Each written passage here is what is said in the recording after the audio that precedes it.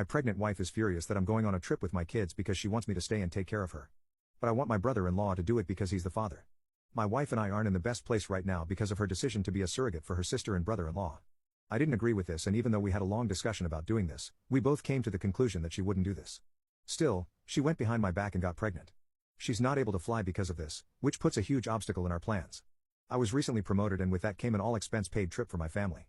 When I told them about it, they were all excited to leave, especially our kids, since we've never been able to afford a huge trip like this. But again, she's pregnant and her doctor has advised her not to travel, though the only way to go is by flying. With how she is progressing, there is a chance she might have to be put on bed rest as well. Because of that, my wife doesn't want me to go either, since she says she'll need me here to take care of her. I love my wife, really, but watching her go through with this pregnancy has made our relationship very difficult. I couldn't help but feel betrayed that she did this and now wants me to give up this trip for her. The kids aren't thrilled about not going either. So, after giving it some thought, I realized that since the baby belongs to my sister-in-law and her husband, they should be the ones to take care of my wife.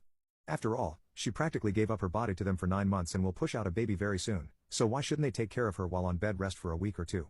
It's the least they could do. However, when I talked to them about this idea, it was not well received. They don't want to stay with her because they don't live close by, which means that one of them would have to come and stay here to take care of her. They refuse to do this because they would need to take a week off from work. They say they can't afford to do that, though this doesn't make sense because raising a baby takes a crap ton of money, and someone would need to take time off work either way to take care of a newborn.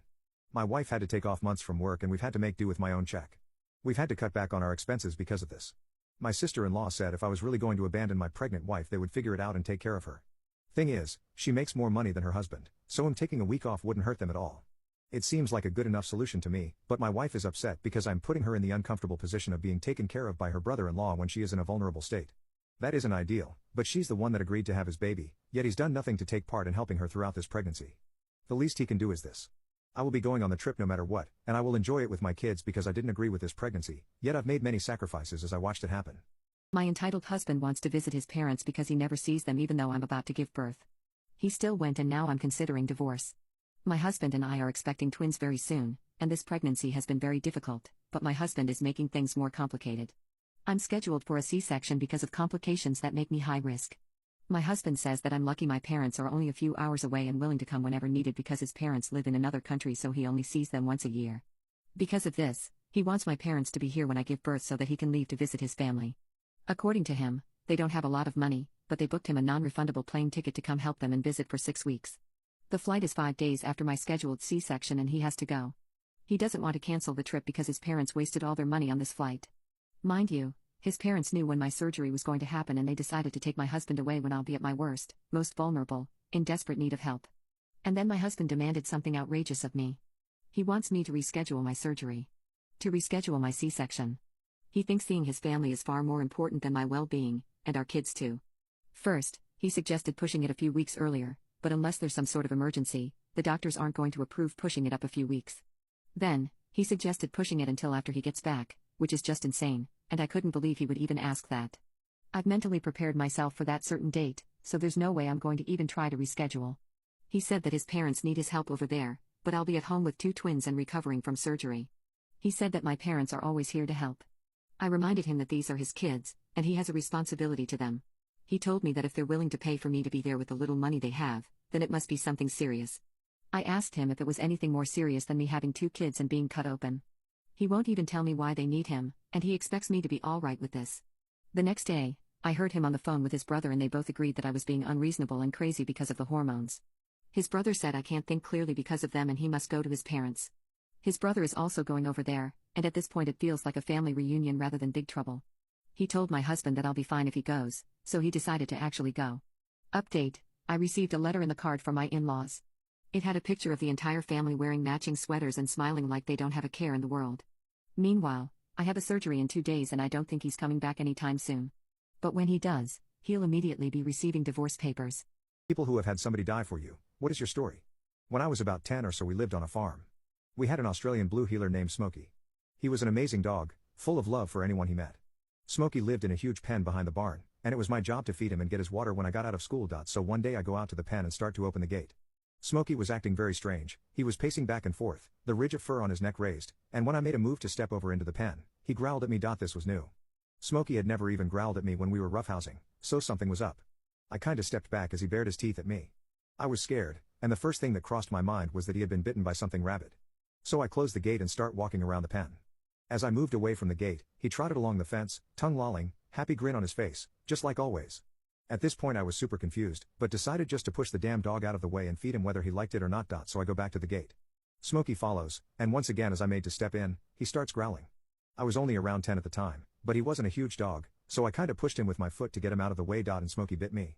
He lunged up and bit me right below the knee. I was wearing jeans so it didn't break the skin, but I was scared shitless of my old friend. I fell backwards out of the pen and then ran for the house. I told my grandma something was wrong with Smokey and that he had tried to bite me.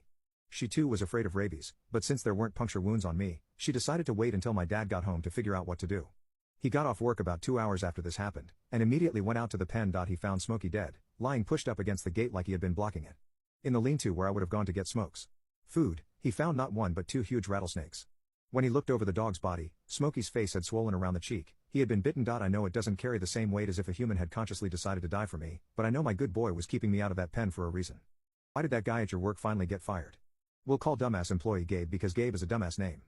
Gabe was a relatively fresh hire, 6 months or so. He had already been responsible for damage to several vehicles, and some of my fellow employees, myself included, had tried convincing the boss that he was more of a liability than an asset.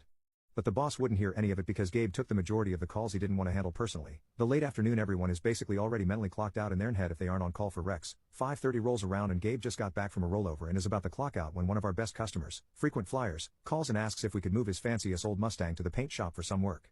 Gabe goes and loads it up with little trouble but doesn't set the parking brake very hard or put it in gear. It's a stick shift, drives it over to the paint shop and decides that on the big ass hill is the perfect place to unload it. Instead of the loading dock he could have literally driven it flat onto, I assume, because he wants to drive the Mustang. So genius Gabe unhooks all his straps and everything holding tension on the car and starts manipulating the bed to extend and lower it. As soon as it gets to a certain angle, that Mustang starts rolling down the big ass hill and it rolls right into a storage area. We didn't see Gabe at work after that. CPS workers, what is the worst case you have ever seen? Back in my mid-late 20s, I worked as a CPS agent. Specifically, I was the type to be sent to scope out living areas to see if it was suitable for the child. I think the worst living situation I've seen was this. So, I get called to this place. The report states that the house this family is living in isn't suitable for the child. It's pretty vague, so I go to the place. It's a really small house in middle of nowhere, Texas. This house looked like it had been abandoned for the last 100 years. It was essentially just the husk of a house. Rotting wood, barely stable. There isn't really a front door or front wall, so I let myself in. I'm really confused, because there's no way anyone could live here. There's no cars, no signs of life. I decide to walk around the outside of the house to make sure. In the distance, I can see something that doesn't look like it belongs in a Texas desert. I walk towards it, a good mile away. I get closer and notice that it's a tent. Actually, it's 3 tents all next to each other. Shitty tents at that. There's a bicycle leaned against one of them that's missing a wheel. There's trash everywhere. Mostly beer cans and cigarette butts. There's also plenty of food wrappers, hypodermic needles and what appears to be used toilet paper. The area smells atrocious. I approach the front of the biggest tent, and can hear people's voices coming from it. The voices have thick southern accents, and they sound weak for lack of a better word. I can only make out 2 distinct voices, they both sound like adults. I stand in front of the tent and just say hello, anybody home? I understandably scared them, because I hear what the F come from the inside of the tent. A very skinny looking man, likely in his late 20s, unzips the tent. He is completely naked, and is holding a small, beat up kitchen knife. He looks high out of his mind. He asks very politely, who the F are you? From inside the tent, I can see that there is a woman crouched in the corner of the tent, also high out of her mind. I couldn't even tell if she was fully conscious, but the baby she was nursing certainly was. I said hello, my name is Agent, name, and I work with, City, Youth Protection Services. I've been called here about a poor living situation regarding children. Sir, do you have any children here with you? I'm extremely scared at this point. I'm in the middle of the desert, and the only item of self-defense I have is a taser.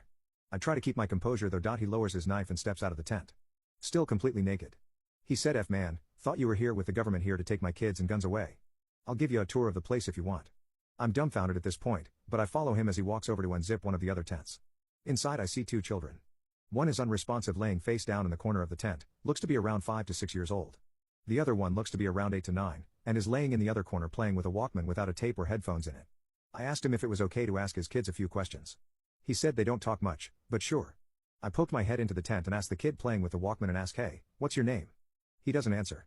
I ask his assumed father if it's alright if I tap him on the shoulder to get his attention. He said sure, so I did. The kid looked at me with a blank expression on his face. I can immediately tell that this kid has severe developmental problems. I ask, hey friend, what's your name? He doesn't respond. I then tap the other kid who's laying face down on a blanket. He turned over and his face was completely covered in bruises. Looked like he straight up went through a fight club. I asked him what his name was. He said Devin. I asked him where all of the bruises came from. He looked at his dad, then went back to going face down into the blanket and started sobbing. I couldn't get his attention anymore. I stood up from the tent and looked at the father. I asked him what was in the other tent. We started walking over to it. As we did, I noticed this horrible smell coming from it. He unzipped it and I saw a girl, who couldn't have been older than 4. There is a corner of the tent that is lower than the rest of it. It is full of urine. Like, to ground level, just full of urine. She's in the corner of the tent playing with some dolls. I stand up, tell the man that I'll be right back, just have to grab something from my car. I return to my car and call the local police.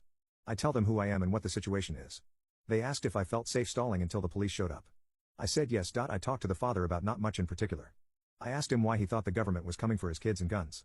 He went on this long incoherent rant about how ever since he moved here, he feared that he was going to lose his guns. I asked him where he kept the guns. He said he kept them under the floorboards in the rotting house. Around this time, the police showed up. 3 patrol cars full of cops drove out to the tents. The man didn't even turn around or notice until one of the officers told us to put our hands up and drop to our knees. They get processed, the kids get put in foster care. As it turns out, the couple were biological siblings, and heavy meth/heroin/crack users.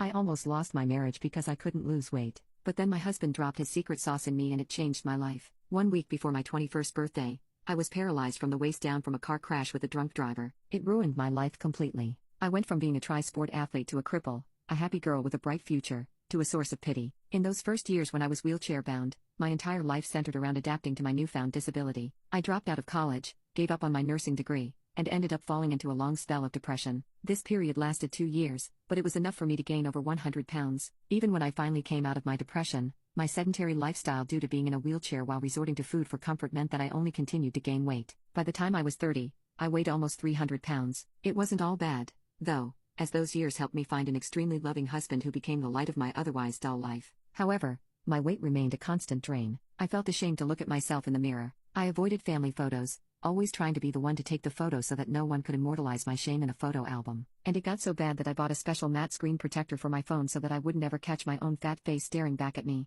The only way I could cope with my weight was to ignore it entirely, but I would soon come to regret this decision. When my husband and I finally decided we were ready to have kids, I was initially elated because my doctor said that paralyzed women like me can still get pregnant and have children with minimal extra risks. But my hopes fell when I learned that my obesity meant that my husband and I would probably be unable to conceive. We tried anyway, and my doctor wound up being right. And so I fell into another long spell of depression that raised my weight to 310 pounds. I felt awful in my skin, and although my husband reassured me I was still beautiful, I could not see it in myself. It took a while to gain the courage, but when I finally felt ready to actually tackle the behemoth that was my weight loss journey, I felt completely lost. My paralysis meant that traditional workouts were impossible for me, and being in a wheelchair all day meant I could not rely on simple daily movement to burn calories and simply eat less. That was not an option. Not to mention, I had developed an emotional connection with food. It was my comfort and the only thing able to fill the void in me. Finally, my husband took things into his own hands. He said that he and I were going to go on a health journey together and that we were going to hold each other accountable so I wasn't alone in this. We threw out all the junk food and started meal prepping together constantly.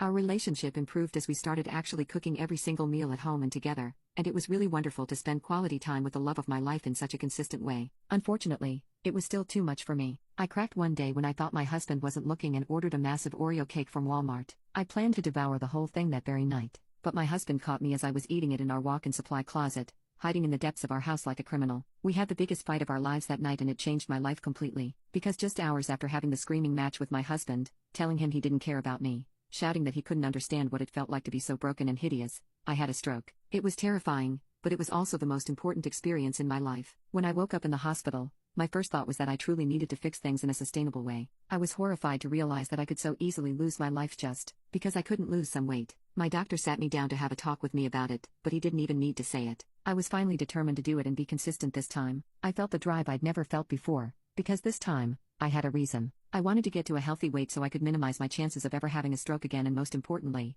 I still desperately wanted to get pregnant. My husband and I sat down one more time and talked, but this time, he told me he had an idea. I had already talked with my doctor before about trying pills and external health supplements, but I'd never gone through with anything because I felt that pills were like plastic surgery, that if I resorted to them, then I wouldn't be authentic anymore. But my husband bluntly told me that my life was pushed off its authentic path the day that drunk driver crashed into my car. So, I went through with it. My husband and I did research, and we decided to go with some weight loss pills from a small company called Avi. Specifically, we used a collagenic fat burner elite. Why? Because my husband's mom had apparently used them before, which was where he even got the idea, and Avi worked wonders for her. I had no clue if it would work on me, since I was double his mom's size, but after years of fighting against my disability, Fighting against the fact that I was in a losing battle, I figured that the worst thing the pills could do was nothing. My doctor gave me the green light and I started taking them. You could take up to 4 per day, so that's what I did. By the end of the first month I had lost 8 pounds. It might sound small, but anyone who has ever tried to lose weight knows that 8 pounds in a single month is intense, especially given that I was still adjusting to a healthier diet without fully restricting my favorite snacks. In the second month, the pills seemed to have adapted better to my system, because I lost 11 pounds, which was crazy. For the first time in ages, my weight finally had a 2 in front of it again, and seeing that change lit a spark under me. I suddenly felt like weight loss was actually possible, and abruptly, it became easier to resist the urge to snack. I replaced soda with diet soda and drank that until I was finally drinking 8 glasses of water every day. And up until this point, I'd seen the number on the scale go down, but had yet to witness any visual changes in my body. But as the months wore on, I kept losing weight. Between my healthier diet and the Obvi collagenic fat burner, I continued to lose an average of 10 pounds per month. I weighed myself daily and only hit one plateau when I reached 240 pounds, but I persevered through it until even those numbers started to fall. And finally, I started to feel younger again. I started to train my arms and upper body to keep my torso somewhat active and found a gym regimen that works for me, even though I can only do light, stretch-based exercises to avoid risk of injury. Better yet, my relationship with my husband completely transformed. We went from years of friction and arguments to being intensely appreciative of each other,